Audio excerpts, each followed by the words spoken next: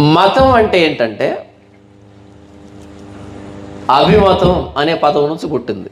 అభిమతం అంటే నమ్మకం, విశ్వాసం. నమ్మకం నిజం కావచ్చు, నిజం కాకపోవచ్చు. నమ్మకం నిజం కావచ్చు, నిజం కాకపోవచ్చు. మతం అంటే నమ్మకం అని.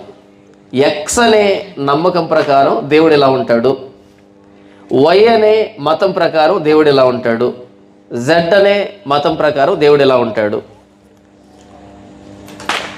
ఆయన అలా ఉండొచ్చు, ఉండకపోవచ్చు. ఎక్స్ అనే మతం ప్రకారం దేవుడు ఎలా ఉంటాడు అని ఎక్స్ అనే మతం చెప్పింది అనుకోండి,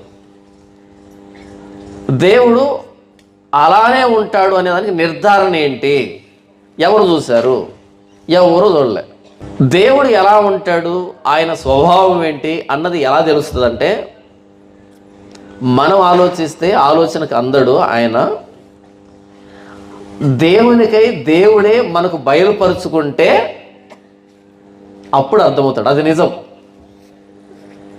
ఇలా చరిత్రలో ఎక్కడైనా ఎప్పుడైనా సాక్షాత్తు దేవుడే ఈ భూమి ఆకాశములను సమస్త జీవరాశిని మానవ కోటిని నిర్మించినటువంటి దేవుడు తానే మానవునికి తన్ను తాను బయలుపరుచుకున్నాడా చరిత్రలో ఎప్పుడైనా? అలా బయలుపరుచుకున్నటువంటి సందర్భం ఎక్కడుందంటే కేవలం యోధా మతంలోనే ఉంది.